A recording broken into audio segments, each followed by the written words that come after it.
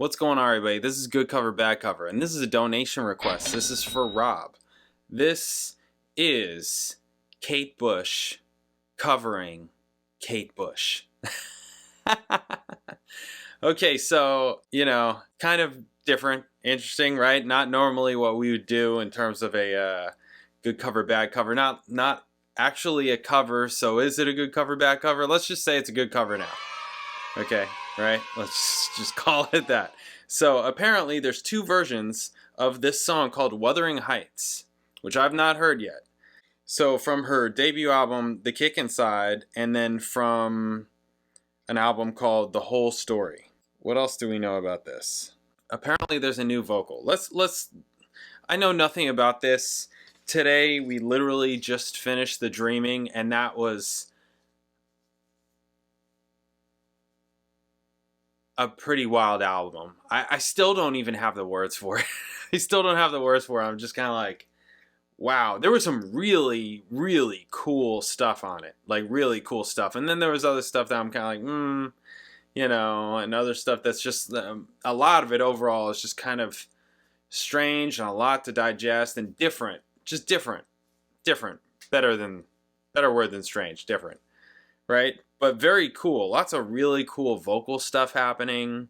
Lots of cool stuff. Lots of cool sounds. Anyways, so there's that album, and now we're doing this. So Wuthering Heights is a song by Kate Bush, released as her debut single on January 20th, 1978 through EMI Records, inspired by the 1847 Emily Bronte novel of the same name. Song was released as the lead single from Bush's debut studio album, The Kick Inside, peaked at #1, making Bush the first female artist to achieve a #1 single with an entirely self-penned song. Wow. Also reached the top of the charts in Australia, Ireland, Italy, New Zealand, and Portugal. Wuthering Heights received widespread critical acclaim and continues to be highly regarded. In 2016, Pitchfork named it the 5th greatest song of the 70s. Wow. Wow, the 70s, the entire 70s? Really? God damn. What are we about to listen to? And in 2020, The Guardian ranked it as the 14th best UK #1 single. Song has been certified platinum. Okay, streams over 600,000 units in the UK. In addition, a remixed version of the song featuring re-recorded vocals was included on Bush's first compilation album, The Whole Story, from 1986. Oh.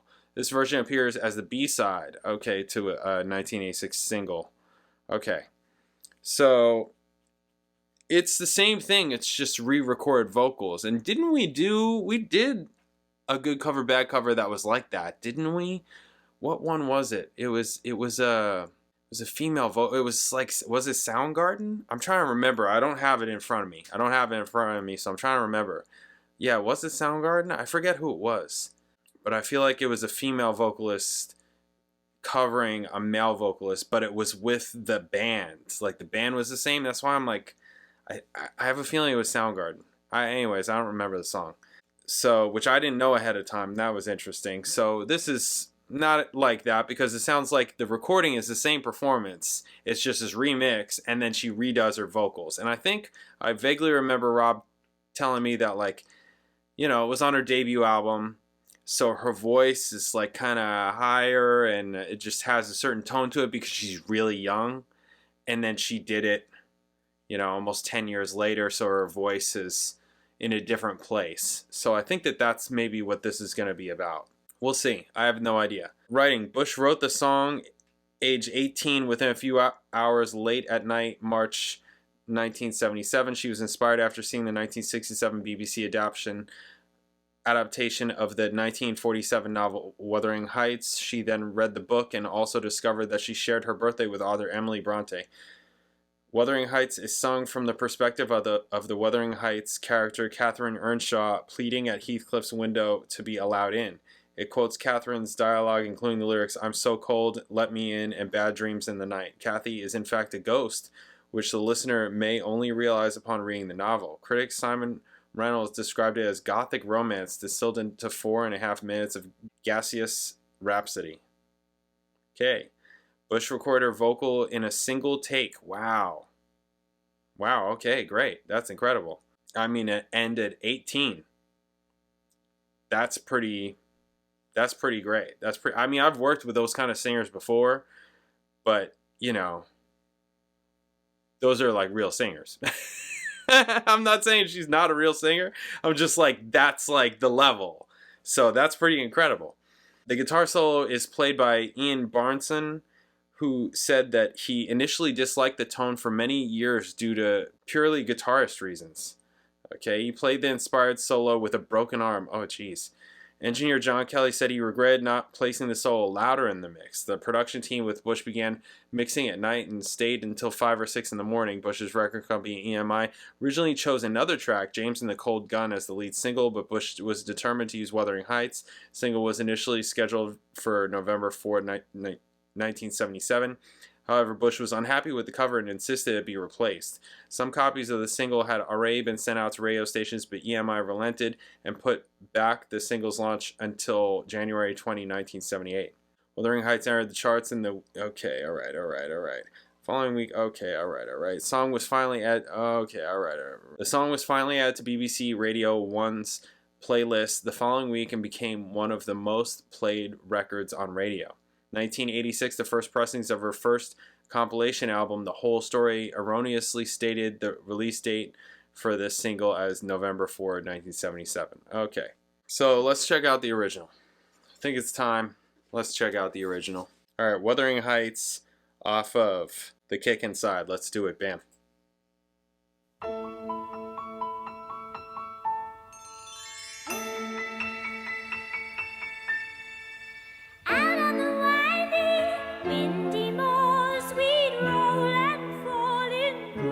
The tone of her voice. You had a temper like my jealousy, too hard, too greedy. Nice chord. Could you leave me when I needed to possess you? I hated you, I loved you too. Interesting chord progression. Bad dreams in the night. You told me I was going to lose the Her fight. voice. Leave behind. It's very unique. She's...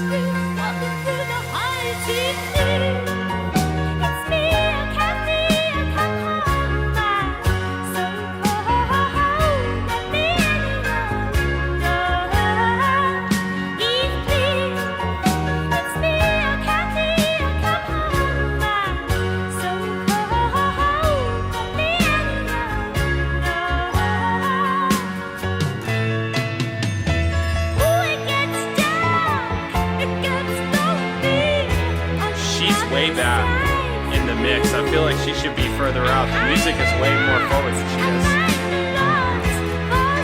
Like, you hear her, but she just cuts.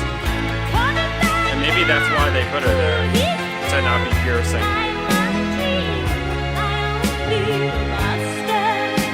Because it's not like you don't hear her.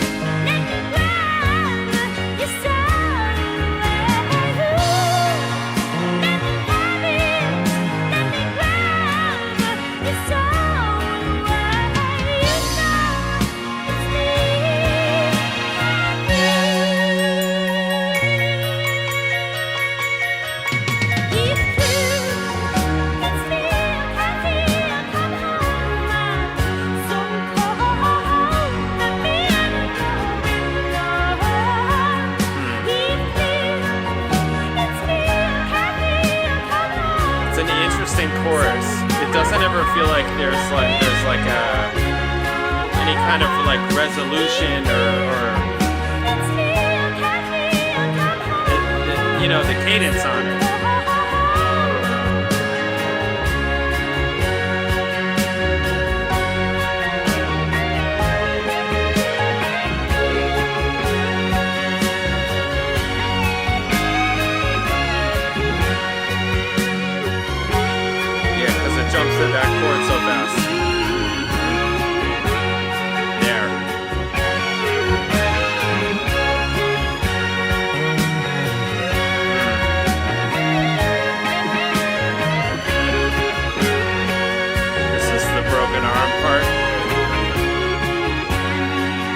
Yeah. I mean, the guitar solo part right here is basically where her vocal was, but it doesn't cut as much as her vocal. So maybe that's what they were thinking. It should come up, but yeah. This is a very interesting, strange song. I can't believe this is a single and also like one of the top songs of the 70s. I wouldn't have picked that. That's me. That's me, you know. Wow. Okay, that was interesting. Yeah, this is it's like the cadence and the phrasing of the chorus is kind of like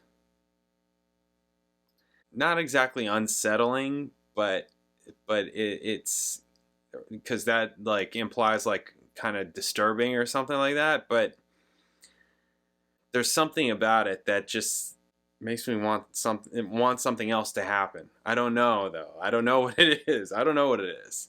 Yeah, it's like it never resolves, but also there's never like some build up to resolve. I don't know. First listen. Kate Bush. Tough. You know, like tough, I mean, listening wise, you know, like really, I mean, of all the people that I've listened to, I'm like, just like, man, she is an artist. She's an artist. Like she does her thing. She's 18 here. She's been doing it since she was a freaking kid. That's amazing. But sometimes it's hard for the listener to kind of wrap your head around. I don't know. That's interesting. It's an alright song. There's certainly songs of hers that I like way more. Like way more. Especially after just hearing The Dreaming and getting even more songs. There's a lot of cool shit on The Dreaming. This, I mean, also the other thing about her is she's so theatrical. Like really, whatever her background is in theater. I know that she is like did dancing and stuff like that. It comes out in the music like crazy. Really comes out in the music. Which, you know, just personal preference I'm not crazy about. Depending, if it sounds like a musical, I'm not in, you know, I'm usually not into it. Because I'm not into that kind of style of music. But I can see how it's very beneficial because it makes it dramatic. And that's a good thing in music.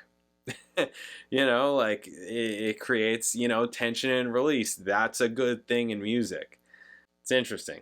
You know, these are all just tools, and it's how you use it, and how she uses it is interesting, like her approach. Okay, so there's the original. So now we're gonna listen to the 1986 version that has a new vocal on it, and I'm thinking that the tone of the vocals, something with the vocals is going to be different. It sounds like the music is going to be the same except remixed, right? So maybe the guitar is louder. Let's check it out. Let's figure out let's see what's going on with this. Let's do it. Bam.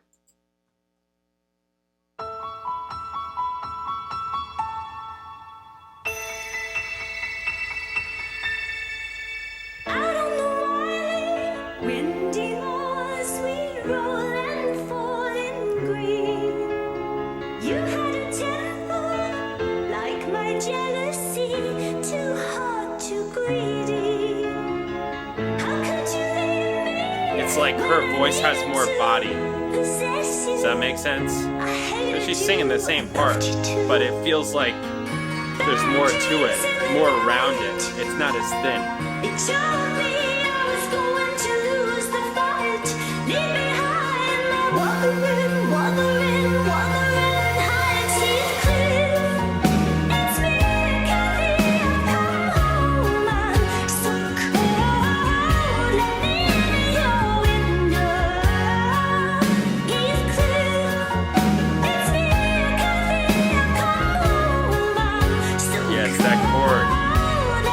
That one, you know?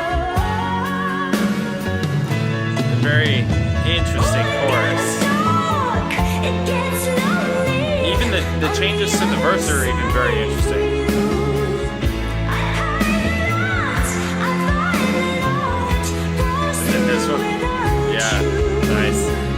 right? So this first, that one, and then this is kind of standard, and then this one. Yeah, cool. Cool stuff.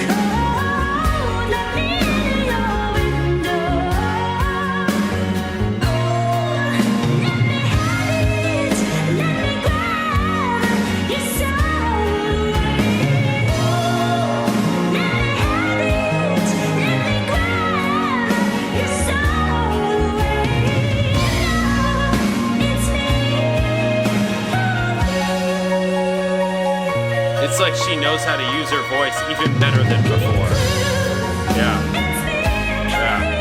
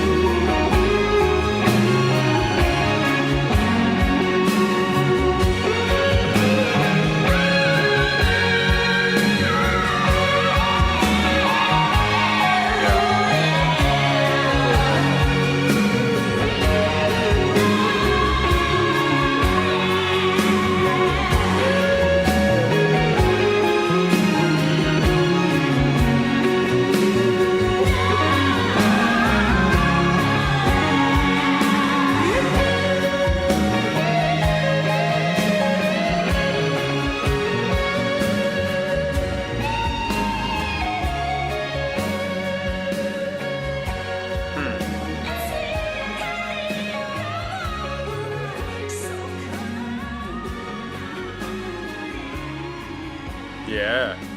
Yeah, she could sing. Very interesting voice also. Yeah, she's something else. Really, like she's something else. Cool. Such a interesting song. I don't even know. I mean, yeah, it's cool. I mean, you know, is this really a good cover? Bad cover? I don't know. No, I suppose not really, but I'm putting it here. And we could say it's a good cover. I would say the second one's better than the first one, in my opinion. And just her voice. I mean, that's really what I was paying attention to, is like, because I knew that that's the big thing. The whole thing is like, this is a new vocal. It's, 8 years later or whatever. That's really the thing. And I would say it was good that she redid the vocal. Her vocal, I think, is better on this one. It has more body. It's fuller, kind of tonally different things that she's doing in different specific places is different. It's more, and in that way, it's more nuanced. Makes the performance better. All the stuff at the end, yeah, I would say the second one's better. The guitar, I would have to go back and just listen to the guitar parts on both versions to hear if there was really a difference with that. I thought that there was tonally on the second one than the first one, but I was also listening to her. And whatever she would chime in, that's what I would like pay attention to, because that's the interesting part. And then also thinking about these changes and what is it about the chorus with me? Like, what is it? Like, okay, there's like, it's a little odd timey or whatever whatever the time is. I'm not counting, right? I'm not paying attention. I'm not counting all that stuff out, right? I can tell that something's going on with it. It's not just straight or whatever it is, but it's not even that for me. It's not. It has more to do with the chord progression and the harmonic rhythm. That's where chords lay on the beat, right? Like rhythmically where the chords are laying. Almost has more to do with harmonic rhythm and also what the harmony is. I think. It's an interesting song. I don't think it's my favorite of hers by any stretch. I would argue there are, what did it say? 5th greatest song of the 70s. I would totally argue that. I would totally argue that this is the 5th greatest song in the 70s. No way. I'm sorry. No freaking way. No way. No way. No way. I mean, I could name one artist and just be like, yo, they got, come on. It's so silly, right? I saw that in the Dreaming. What was it? One of the songs was, it was the first one, Sat in Your Lap, after she went to a Stevie Wonder concert. That's the artist I'm thinking of. I'm like, yo, all the records that he put out in the 70s, all those things in the 70s. Nah, he's got way more than 5 songs that are better than this. That's my opinion, sorry. And that's one artist. I just think that's Pitchfork being stupid. What else is new, right? All these, you know, publications and bullshit. Do they like, yeah, whatever. Anyways. Interesting song. Yeah, you know. I know that this is a good cover, bad cover. It's a good cover. We got that already. That's that. What do you guys think about this? And the 2 different versions, the 2 different vocal performances. What do you think's going on? Were you into Kate Bush? Are you into Kate Bush? Right? And what do you think about these 2 versions? And her voice when she's young. I'm pretty sure that's what triggered Rob to request this. Is he asked me to do a different one from the Kick Inside. What was it? Let me go to the Kick Inside. What was it? Oh yeah, Moving in the saxophone song, right. Yeah, and just, I know I commented on her voice that it's different. It's just like, you know, because she's so young. So, yeah. Let me know in the comments. Thank you guys. I'll catch you in the next video.